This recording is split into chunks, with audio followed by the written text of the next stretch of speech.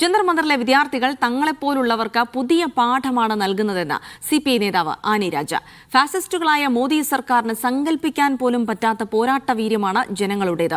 സർക്കാരിനെ അത് മനസ്സിലാക്കി കൊടുക്കുകയാണ് രാജ്യത്തെ യുവജനങ്ങൾ. മൊബൈൽ ഫോണിൽ സന്ദേശം നൽകേണ്ട ഗതികേടിലേക്ക് പ്രധാനമന്ത്രി എത്തിയെന്നും ആനി രാജ പരിഹസിച്ചു. ജന്തർ മന്ദറിലെ സമരവേദിയിൽ രാത്രിയും വലിയ തിരക്കാണ്. വിദ്യാർത്ഥികളുടെ നീണ്ട ക്യൂ തന്നെ ആ പ്രവേശന കവാടത്തിൽ നമുക്ക് കാണാൻ സാധിക്കും. ജന്തർ മന്ദറിൽ രാത്രിയും സജീവമായിട്ടുള്ള ഒരാളുണ്ട്. CPI നേതാവ് ആനി രാജയാണ്. എല്ലാ ദിവസവും ഇവിടെ വരുന്നുണ്ട്.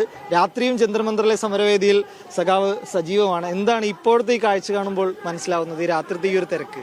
ഞാൻ കരുതുന്നു നിങ്ങൾ ഈ തിരക്ക് കേരളത്തിലുള്ള നിങ്ങളുടെ കേരളത്തിൽ നിന്ന് മാത്രമല്ല രാജ്യത്തെമ്പാടുമുള്ള അല്ലെങ്കിൽ ലോകത്തെമ്പാടുമുള്ള നിങ്ങളുടെ കാഴ്ചക്കാരെ ഇത് കാണിച്ചിരിക്കുമെന്നാണ് കരുതുന്നത്. ഓരോ ദിവസവും അത് പകലായിരുന്നാലും രാത്രിയായിരുന്നാലും അതിൽ മഴയായിരുന്നാലും വെയിലായിരുന്നാലും ഒക്കെ തന്നെ, അത് രാവിലെ ആയിരുന്നാലും വൈകുന്നേരമായിരുന്നാലും ഒക്കെ തന്നെ ജനങ്ങൾ ഇങ്ങനെ ഒഴുകിയെത്തിക്കൊണ്ടിരിക്കുകയാണ്. ചെറുപ്പക്കാരും വിദ്യാർത്ഥികളും. വൈകുന്നേരം പ്രത്യേകിച്ചൊന്ന് കാണാൻ സാധിക്കുന്നത് സ്ത്രീകൾ കൊച്ചു കുട്ടികളെയും കൊണ്ട് വരുന്നു എന്നുള്ളത്, അധികം കൂടുതലായി വരുന്നു എന്നുള്ളത്. അതുപോലെ തന്നെ ഇത്രയും ജനക്കൂട്ടം ഇവിടെ വരുന്നുണ്ടെങ്കിലും ഇതിൻ്റെ അകത്ത് ഈ അനുവദിക്കപ്പെട്ടുള്ള ഈ ജന്തർ മന്ദറിൻ്റെ ഈ ബാരിക്കേഡ് വെച്ചിട്ടുള്ള അതിൻ്റെ സ്ഥലത്ത് വരുന്നെങ്കിലും ഒരു വിഷയങ്ങളും അവിടെ ഉണ്ടാവുന്നില്ലെന്നുള്ളതാണ്. എല്ലാ ആവശ്യത്തിനുള്ള വെള്ളം വരുന്നു, ആവശ്യത്തിൻ്റെ നടന്നു പോകുന്നവരിങ്ങനെ വേർത്ത് ആരെയായാലും അവരൊന്ന് വീശി കൊടുക്കുന്നു. എല്ലാത്തിനും വോളണ്ടിയർ സ്വമേധയാ അങ്ങ് ഇത്തരത്തിലുള്ള ഓരോന്നും ഏറ്റെടുക്കുകയാണ്. ഇന്നലെയൊക്കെ നമ്മൾ കണ്ടു മഴയായിരുന്നു കുറേ നേരത്തിന്. അപ്പോൾ ആ സമയത്ത് ഇങ്ങനെ കറുത്ത ചെളി ഇങ്ങനെ കൂടിക്കിടക്കുകയാണ്. അത് കൈകൊണ്ട് കോരി ഒരു വലിയ ടിന്നിലേക്ക് ഇടുന്ന കാഴ്ച.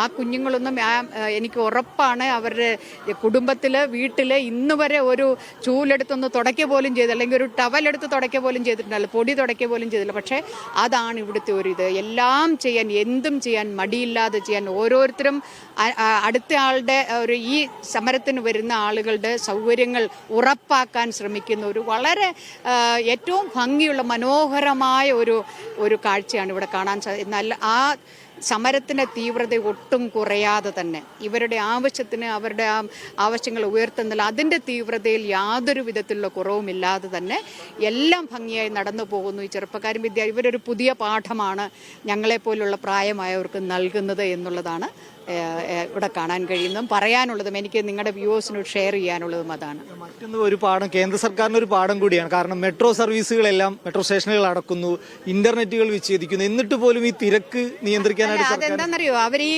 സ്വാതന്ത്ര്യ സമരത്തിലൊന്നും പങ്കെടുക്കാത്ത ആളുകളായതുകൊണ്ട് അവർക്ക് ഇതിന്റെ ഒരു ന്യായമായ ഒരു വിഷയത്തിൽ അതിൽ അന്യായം നടക്കുന്നു, അതിൽ എന്താണ് പറയുക, ഇതുപോലെ കുഞ്ഞുങ്ങൾ ആത്മഹത്യ ചെയ്യുന്നു, ഇങ്ങനെയുള്ള ഇത്രയും തീവ്രമായ സാധാരണക്കാരനെ ബാധിക്കുന്ന വിഷയങ്ങൾ, ആ വിഷയങ്ങൾ ജനങ്ങൾ ഏറ്റെടുത്താൽ എന്തായിരിക്കും അതിൻ്റെ എത്രയോ കിലോമീറ്ററുകൾ താണ്ടി നടന്ന് ഇവിടെ പ്രായഭേദമന്യേ ആളുകൾ എത്തുന്ന കാഴ്ച. ഇതൊന്നും